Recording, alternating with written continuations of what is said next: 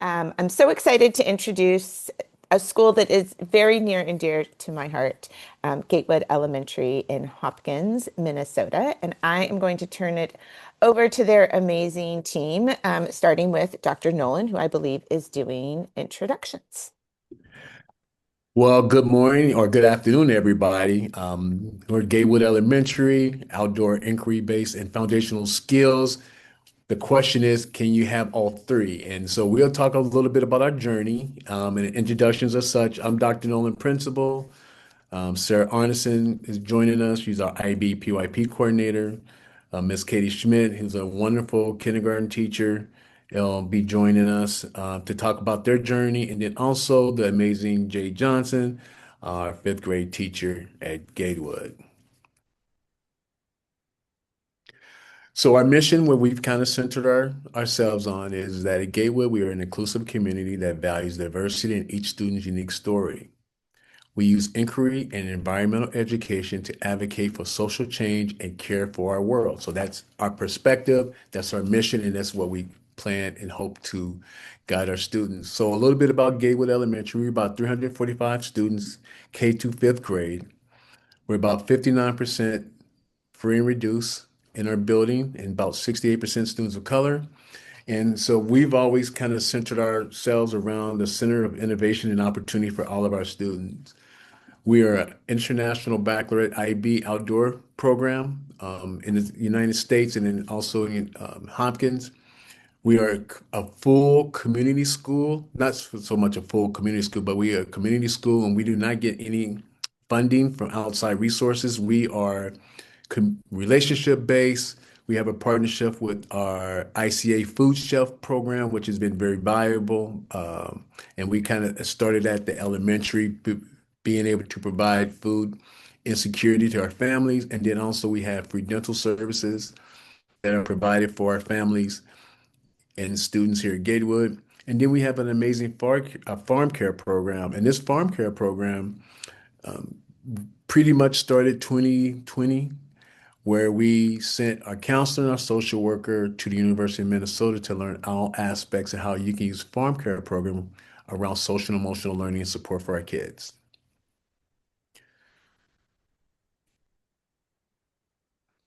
So a little bit about the why and how we are moving forward with our program, our IB program, our outdoor learning, and then our also restorative practices. It's all leaning in on the Hopkins instructional learning framework. The elements of this is from Vision 2031, which is our strategic goals, and it filters down to our instructional learning framework. And so if you look closely at our instructional framework, it's pretty much centered on a couple different aspects. One is inquiry-driven instruction and engagement, also spaces and places. So how do you bridge those connections of our instructional framework of learning in different spaces and being innovative with your spaces? And if you look, concept-based curriculum design, scholar success metrics, all of those components make up our instructional framework. And it also filters down into what we want our kids to look like by the time they leave Hopkins. So by the time they enter our space as elementary, what are some of the characteristics and habits that we're developing for our students by the time they are a senior and they leave our district? All aspects of the instructional framework and the scholarly traits are exhibited by the students who are leaving us. Our journey hopes build an immersive outdoor learning K-5 school, integrate outdoor learning and build rigor through inquiry learning. And our current realities are such. We've completed our IB PYP authorization in the spring of 2025. Student data revealed a need for foundational skill building, added MTSS, WIN, and foundational blocks with math and literacy. And then also how can we continue engagement outdoors and really need to address a couple of different things. How do we build foundational skills outdoors? How do we build authentic learning outdoors? And then how do we ensure students have what they need to be outdoors?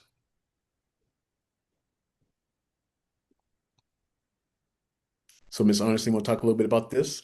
Yeah, hi everybody. So I'm Sarah Arneson. I'm the IB Primary Years Program Coordinator at Gatewood.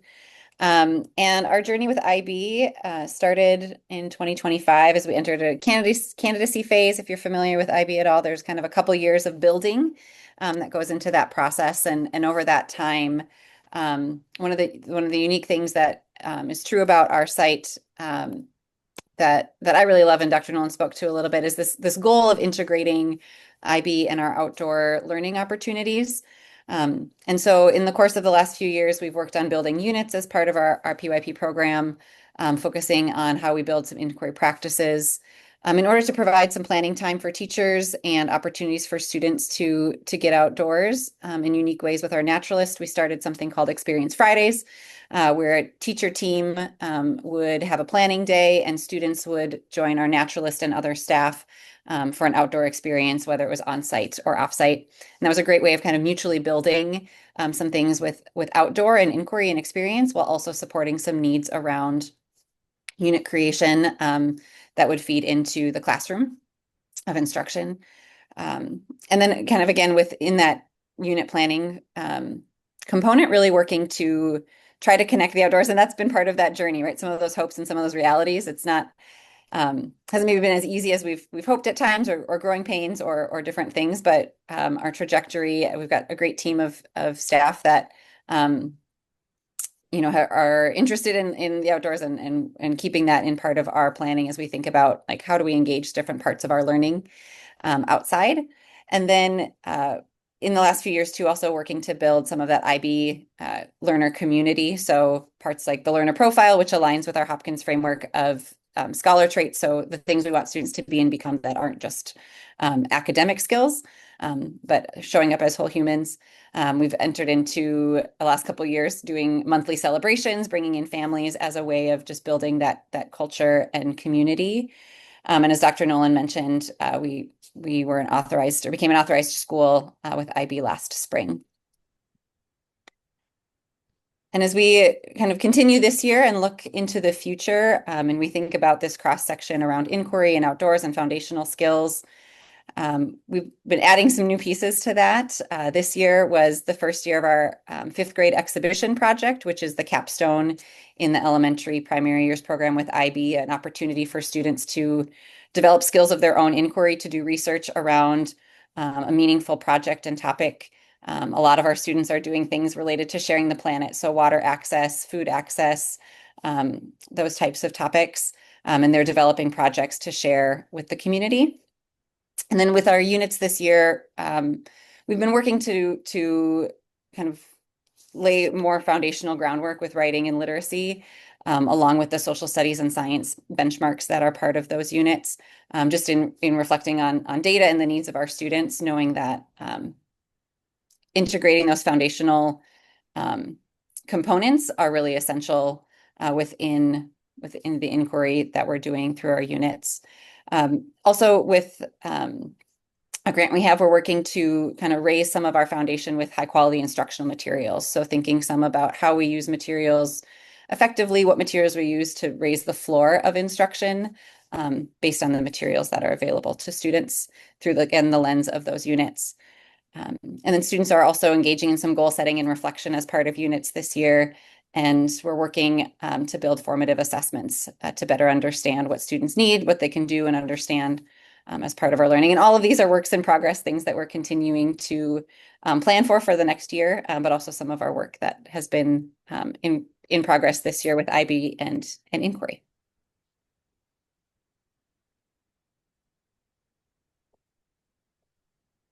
Sarah, would you like me to start on this one? Yeah, so I'm going to hand things over Right. to Katie Okay. Schmidt, one of our kindergarten teachers. Yes. Well, the background of outdoor education at Gatewood, you'll find out when I talk a little bit about the kindergarten program that it goes back more like 15 years, most likely, to when we started playing around with the idea and trying some things. It must have been 15 years ago. We started Forest Fridays. It came through a time where I wasn't healthy and I started seeing a naturopath. And the very basic thing she said is everyone should be outdoors 2 hours a day. And teaching from 9:20 to 4:15, there would be days I never saw daylight here in Minnesota, and that's just not great for me, and I know it's not great for children. I was a kindergarten teacher at that time, had been a first grade teacher before that, and I was just really looking at what children needed. So my team was very like-minded, and we asked the principal at the time, could we just go out on Fridays and just not have EL kids pulled, not have any services, just Fridays just for us to do um, our learning outdoors in an integrated kind of way. And that worked beautifully. We had to sometimes do Woodsy Wednesdays or whatever kind of worked in the schedule, but it got children out in the woods.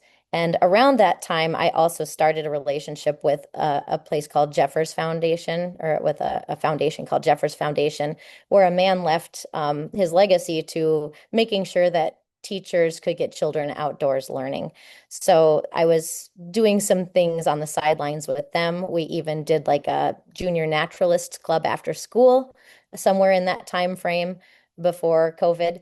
And then in 2020, greenhouse was added to our school. Some other things started happening. A few teachers during COVID, well, everyone had the permission to think outside the box very much so at that time. So a few teachers really took that kind of far. I did. Our naturalist at the time was a classroom teacher. He had his own classroom set out in the woods. And I'm not sure exactly when the maple syruping started, but there was a grant that bought an evaporator, and that was all part of our naturalists programming to have this whole big maple syrup event. The first year it happened, I remember being just joyful. It was one of the first times that I saw every class in our school get outside for something, and it was pouring rain and mud puddles everywhere, but the kids were just so happy to be a part under this little tent to go around and taste water, sugar water, and water that was more diluted, and to get to use saws and get to use drills and just the tools and the things of the trade of maple syruping. And then during COVID, we learned that there was this other school in our district where two of the teachers said, hey, we want to teach outdoors. And they brought them to this other location, and they used not woods, not ponds, and not nature seeming places, but they used a big outdoor ball field area with a trail kind of attached. And they had a spot indoors at a community um, building. I think it was a place where events are held mostly for elderly people. And they had their class there. So we got to go and examine what that looked like for second graders. And we were really inspired. So then we went to Dr. Nolan and said, can we just teach outside next year? Well, actually, I did. And then another person on my team did as well. And then all three of us were teaching outdoors. And that was kind of the birth of our outdoor kindergarten program. We had Jeffers training on and off throughout a couple of years. Kindergarten and first grade got that. Then we got pretty busy with PYP, so the upper grades haven't had that specific training for ideas, but they have access to the resources as well. We did work with Education Evolving. That's looks like maybe that's when our naturalist became the naturalist. That's when we got our first two farm animals, and now we have like full barn. And to date now, we are teaching outdoors yet in a little bit different way as we are adding the PYP work as kind of our framework to kind of coordinate what happens and where and what the inquiry looks like. So we're continuing all of that. I can speak for kindergarten in saying that when we develop these PYP units of inquiry, PYP and outdoor for kindergarten is one and the same. We don't want those to be two separate things. We want them to make sense all together, and it does make sense together. It's really wonderful. It's a great framework for it. I think you can go ahead and go to the next slide, whoever's rolling it out. So really, with any program, things are always changing, and that's true to us today. We started out not really knowing that first year what would our inquiry program look like. And we had full access to creativity. We had curriculum as kind of our guide, but we used the standards to determine what we were teaching at that time. Top right picture, you can see a story stroll that we had. We took books apart, laminated, hung them through the woods, and we would walk through the woods and read the stories together. We would use sticks to make alphabet books early in the year. You can see a little one there with the letter A. And that is a picture of part of our maple syrup days with our naturalist. Top right corner, that was the day my water broke. So we were outside literally every single day. It was fantastic. We have moved to a point with the foundational skills, which I can see a lot of strength in adding specific times to work on those skills rather than have us merge everything together however we please. It's good to have a scope and sequence of where you're going. We've noticed during that time, we're really kind of, with reading and math, just kind of teaching the indoors outdoors, if that makes any sense. So we're pulling the curriculum that we're required to follow, but we're figuring out ways to do it outdoors. And if it doesn't make sense to do outdoors, we're not. So in the winter, we did not try to teach math outside. It just didn't make sense. But our curriculum comes heavily with screens, and we're still figuring out ways to get around that. That might mean that we are trying out little boards that will write outside in the winter because dry erase boards will not. We have found we have chalkboards and chalk now that we use throughout the winter, and that's okay. So it's always kind of a work in motion. Right now, I just found fantastic chalk, like chalk markers. I can draw on the classroom windows and then just go around afterwards and erase. So we write our words so the kids are not just sitting, they get up and walk. And that was a component, even if we couldn't teach the entire literacy lesson outside in the winter, that was a piece that we could do. So we're always thinking what makes sense to do outside and how can we do it different. We did, when we started our kindergarten program, my favorite thing is the creation of the kindergarten meeting, where we got the entire grade level together every day, great big circle, start by singing The More We Get Together. And that was a time where we would learn songs, play games, and just be together as a whole community outdoors. And some teachers have been able to bring guitar to the table. And so it just, once again, changes every year with the staff, but it's fun and the children love it and look forward to it. And at that time, we also started doing a land acknowledgement. So the children know we touch the ground and say, we're on Dakota land. The Dakota people took care of this land. Now we all take care of this land, and we're happy to be here. We're fortunate to be here. So we're always being mindful when we're outdoors. The outdoor inquiry through play, before the involvement of PYP and the foundational skills, we were very much child-driven inquiry. I didn't know what that was going to look like until the second day of school that first year when 9 of my students were stung by bees, and thus began the first inquiry. So, and you wonder, how can all these skills come together? I thought for sure I was going to get fired. We took data. Well, the next day, my bee puppet came in and flew in and apologized for stinging everyone and tried to explain himself.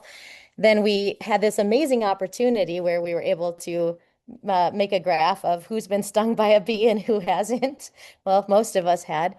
And that just launched us into a lovely student-inspired inquiry using play-based learning and our standards weaving throughout. And then we would do different things as well. Like each teacher would take a different inquiry and students would choose what they wanted to learn about, go into that classroom and be led through the inquiry with that teacher. And now our Outdoor Explore is the time where they get to openly inquire. So instead of playing in the classroom, I think we used to do 30 minutes of free play to 45 minutes a day back when I started teaching kindergarten. They are out in our mud kitchen area, playscape, our woods, our barn area, and our whole grade level gets together and plays together out there every day. Sometimes we introduce tools that they can explore with, and that is where some of them start their own inquiries. That's also one of the times during the day where we will do sit spots and really get to know the woods around us, notice change over time.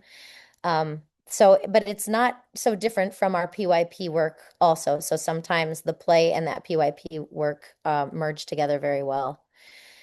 This year, the kindergartners get 3 times a week with our naturalist, and he is working on a lot of the PYP inquiry standards, or the standards incorporated in the PYP units as we go along. And that has been a very rich situation for our students, or opportunity for our students. Even if it's a story that he's reading aloud, it aligns with what we're working on.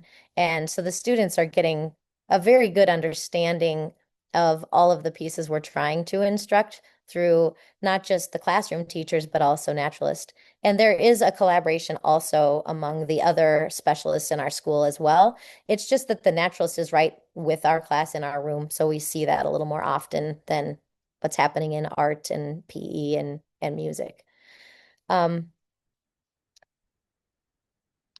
one other thing I would maybe say quick before moving on with that intersection of those foundational skills, we have the literacy block and the math block, but as far as literature and writing, a lot of that is happening within our PYP units. The literature we choose when we're talking about parts of the story, all of those kinds of reading elements they're right there directly with our PYP time of the day and skills. All right, thank you.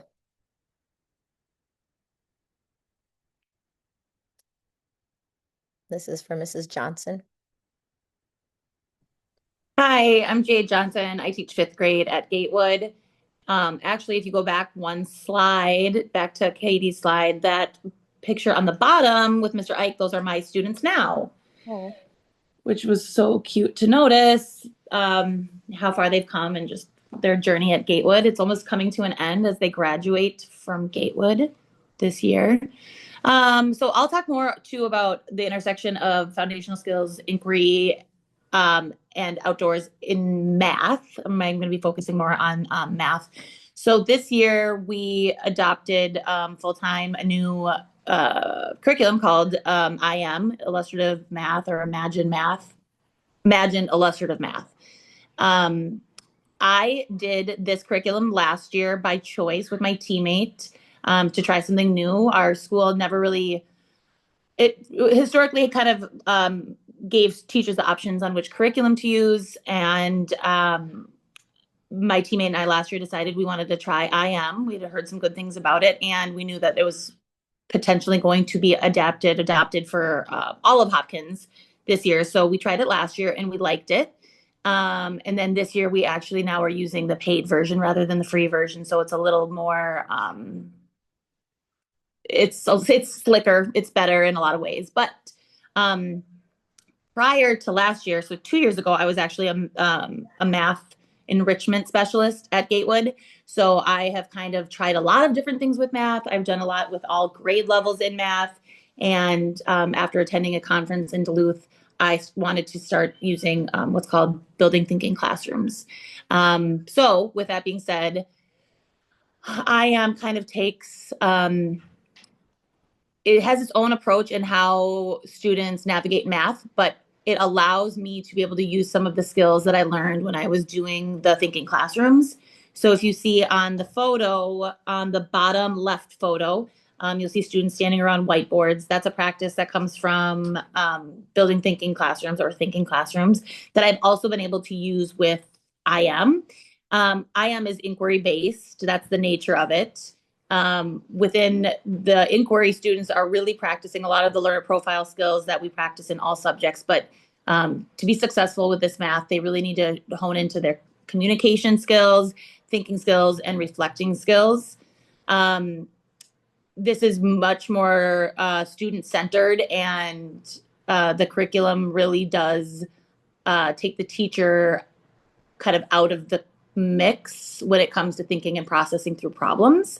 It encourages student-led and differentiated practices. The bottom right image is a group in my class that needed a little bit more.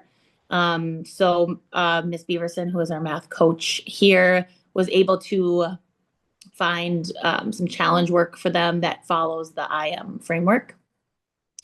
You know, Ms. Schmidt is the best outdoor teacher we have, and she does an incredible job and has for years.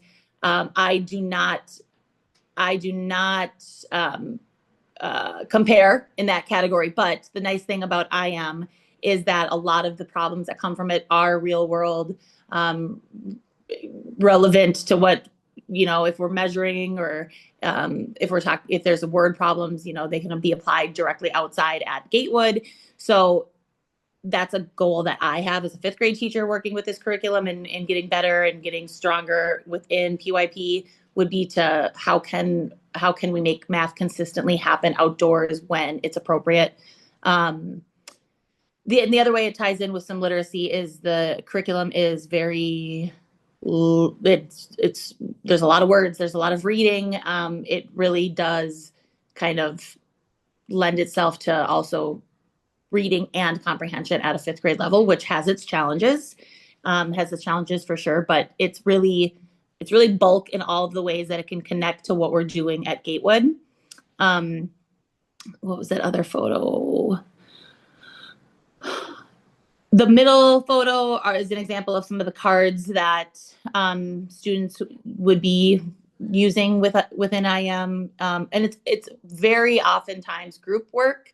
So that's why the communicator part is super important, because students are working with people they probably would not normally choose to work with, but it's very collaborative, which I love.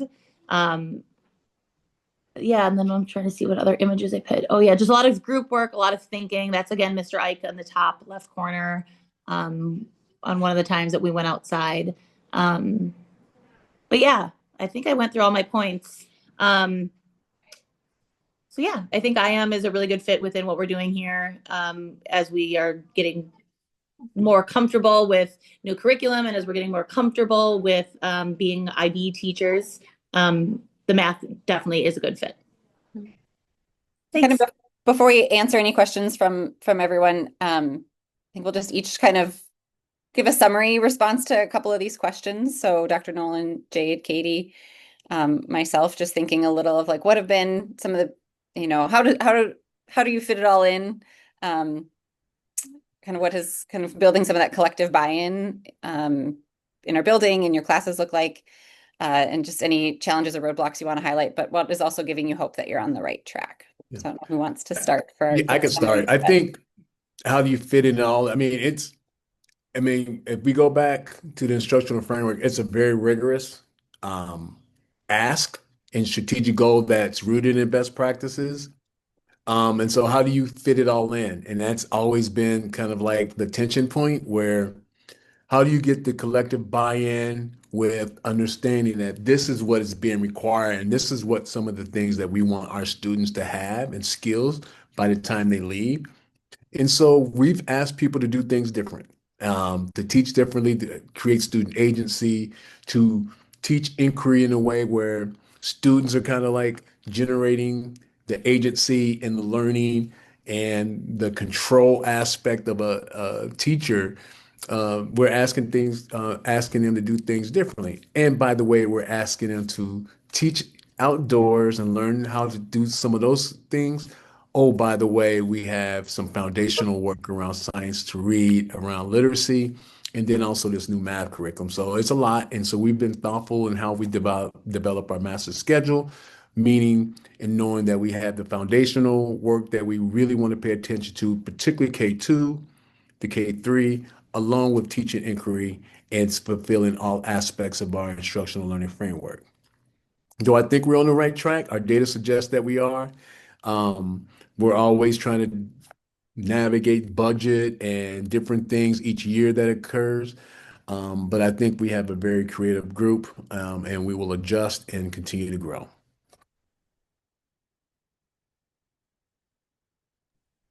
I can, from a teacher lens, agree that it's a big ask. There's a lot of different things happening. But every year, I think it gets, every year, I don't know, every quarter, I think it gets a little bit more manageable. Definitely having these high quality instructional materials is helpful. Having IM as a as something that everybody in the district is using has been helpful. There's still, of course, areas that I think all teachers would say that they need to get better, get stronger at. And I think they kind of varies for all of us. But just as we continue to work through these, as we continue to work with these curriculums and with these units of inquiry that we've created, it does seem like it's becoming smoother. I know that I need to work as a fifth grade teacher, need to work on the outdoor part more, but just, you know, taking little bites and figuring it out as we go.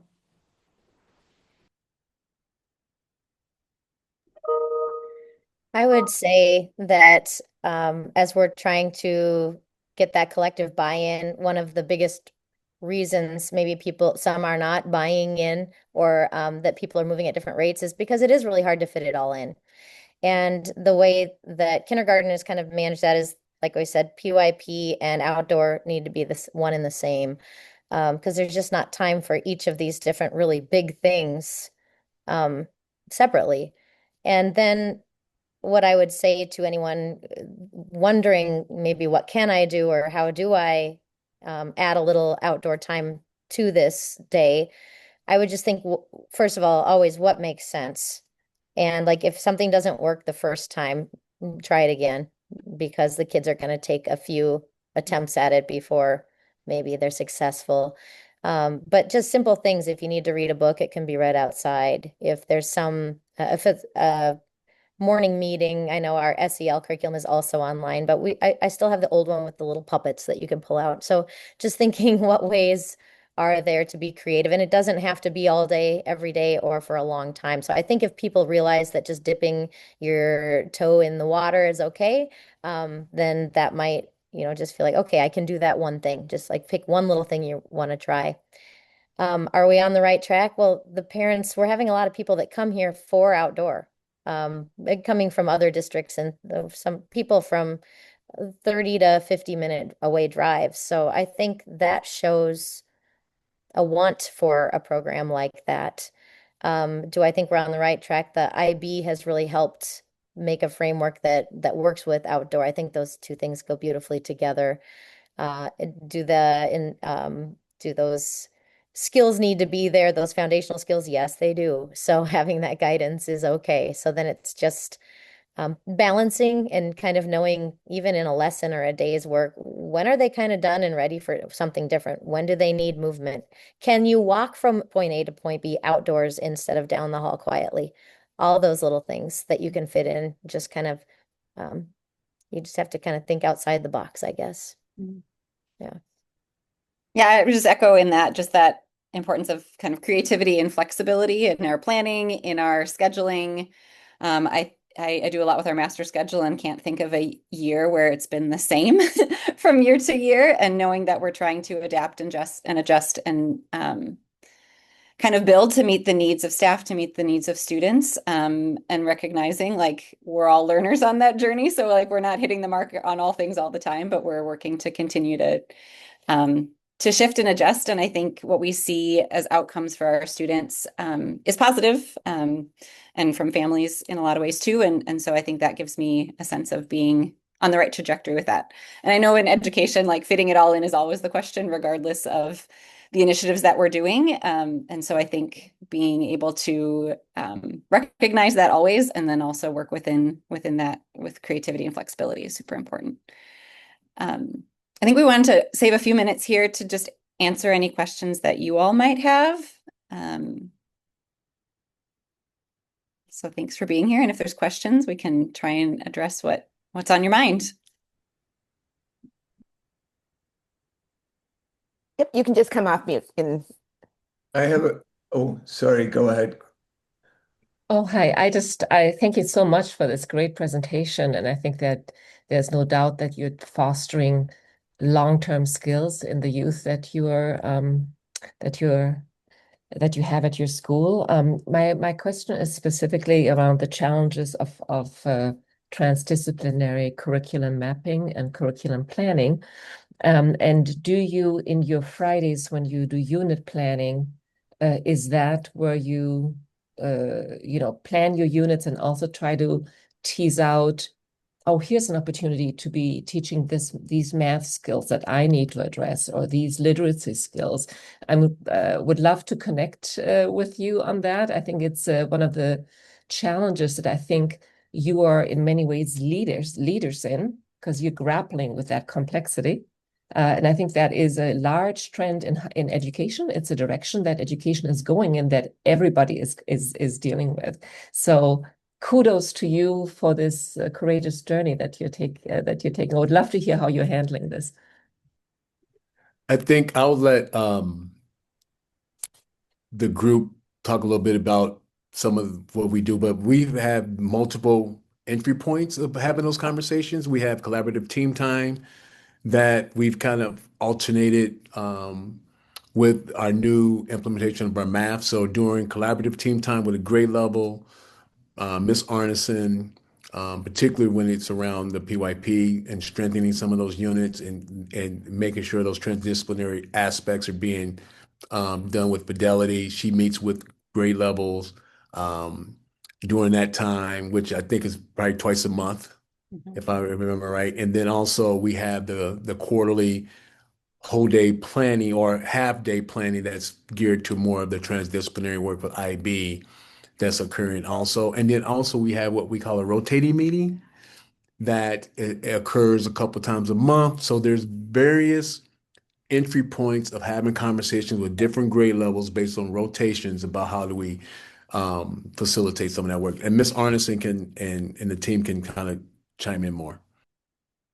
Yeah, I would just add that our Fridays have looked different from year to year. At the start of our IB journey, it was very much focused on unit planning and development in that way, and that is an ongoing thing that we're working on as those units get revised and changed from year to year. But this year, we've split that day between math and our units of inquiry to really support that implementation. I think we're a couple years out from really seeing our full scope and sequence with the new math curriculum and how that might impact a shift in the sequencing of our units of inquiry for that as a transdisciplinary component. But currently, a lot of our units include pieces of it's heavily science and social studies driven, along with really this year trying to think about how do we foundationally just build in that, like, literacy is a part of it. We're reading materials around our science and social studies, but how are we really intentional in making meaning? And I know Jade and Katie, we've had conversations about sorting books that we've used in the past, or how do we think about that, bringing in literacy pieces. So if you have things to add for that question, I'd love to hear. I can tell about a recent, almost a happy accident when you're talking about the emerging of transdisciplinary with IB. This winter we had a unit on how we tell our stories. And at that time, in our brand new math curriculum that we are only learning the scope and sequence of this year, they were working on story problems at just that time. And so that was just another way that we could tell stories. So then that was another entry point of how we tell our stories, or different ways stories are told. And that just happened again this week, didn't it, Sarah? With what was it? Something just this week. We just met Friday, and it was like, oh my goodness, that's what we're doing in math right now. So there's been some shapes. It was around shapes, wasn't it? Shapes, yeah. So some things just kind of line up beautifully, but yeah, we've worked really hard to pick ahead of time the standards that seem to go with an inquiry that we're going to do, or with a central idea. And what's nice about it is you can keep coming back to it, editing it, and changing the wording, making things fit. So it's been kind of amazing. But yeah, the math was the harder piece to fit in. Science and social studies, when we're telling our stories, that was a great place to include native stories, historical stories. So it really works pretty well, but it's always ever changing. Yeah, I'll kind of piggyback off of that. I think each year as we teach the units, we'll think of new things that we want to add. And sometimes we add things, we're like, nope, that wasn't great. Or sometimes we'll add things and we're like, oh, this should be part of the permanent plan. And for example, we just finished up sharing the planet, and my teammate and I really wanted to do another novel study, and we hadn't included one in this unit. And we thought they needed a novel study before they go to middle school. We had done one earlier in the year, but we wanted to do another one. And really kind of spontaneous thinking, we chose to do a novel study on, it's called A Long Walk to Water. And it fits in so well with this unit that we're doing on sharing the planet. And it also is going to be a really good segue into our next unit, where we talk about the Revolutionary War. So it's just kind of like, oh, wait a second, that's a great idea. Let's keep this in. And it's just changing. So it was, yeah, kind of like Katie said, kind of a happy accident, because the goal was to do a novel study, but we didn't realize how well it was going to kind of, the cohesiveness of everything else we were doing. It was great. So I think this like flexibility to be willing to change units as we go is really important. And even to get rid of things that maybe just weren't working, which is what we do a lot when we do our reflections at the end of a unit. But yeah, it's like a continued work in progress.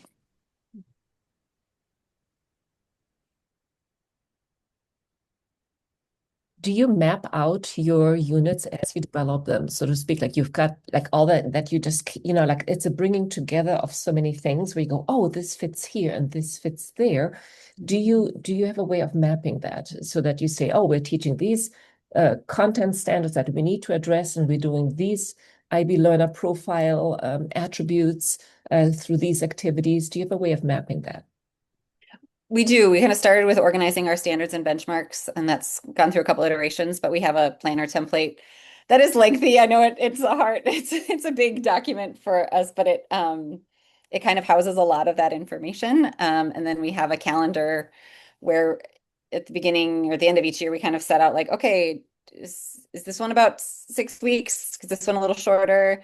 Where we try to, anticipate some of the lengths of that for planning purposes. And we revisit that often to kind of check if we're on track and what needs to be adjusted, knowing that always, needs some shifting. But we try and kind of guide our work with some of that planning ahead of time, and thinking backwards about what are the components to the unit that need to be in there as we work on things moving forward. Sarah, I don't know if you can see my background, but I'm in the room with our map on the wall. Oh yeah, no, it's blurry, but some of that. Oh, okay. Yeah. Yeah, we do have a program of inquiry that kind of summarizes all of those pieces for sure. Yeah. And Thanks, at the Katie. very beginning, we were literally cutting and pasting standards onto big pieces of paper on the floor to map out a year and where those standards might fit into IB. I have a wonder. First of all, I just want to say thank you for sharing with us. Our faculty were able to visit your program a few years ago, and it was really inspiring. And we have so many things in common, I think. We're thinking a lot about the standards and mapping too right now. And we're having some conversation around if we want outdoor learning to work, our teachers have to be really fluent in the content of standards, not for masteries, but so they can embrace opportunity, so we can keep the emergent piece alive. And within that emergent piece, say, well, this is a moment where we can authentically bring in a standard. And I know this is really hard to do, right? And build trust as a public school. Look at Dr. Nolan to say, yes, we're doing what we're supposed to do, but keeping that emergent piece alive so it doesn't become too prescribed. So we're playing a lot around that. So listening to you talk about it is really interesting for me. Just a quick question on the Friday. We do a Wild Wednesday, which I think has a lot in common with your Forest Friday. I like Forest Friday. We had our rationale for Wednesday because it's a late start day for us and it sort of fit with a lot of pieces. What was your thinking about Friday? And I'm wondering if that's actually been like an attendance advantage because kids want to be part of it, right? Um, what have you noticed in terms of staffing, planning, student engagement as Friday as perhaps opposed to any other day?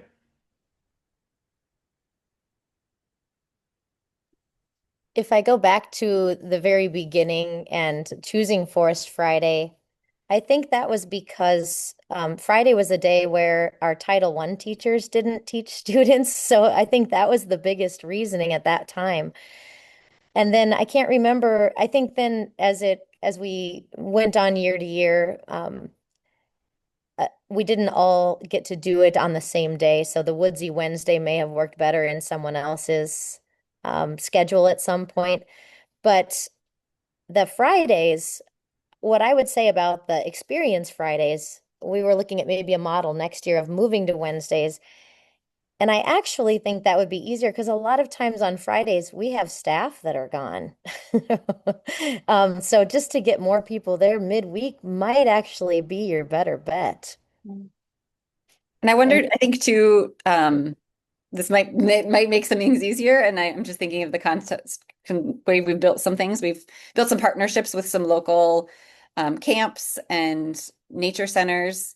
And we've been able to work that into some of their Fridays. And I don't recall if they had other days in the week that were as available or that they offer some of that programming.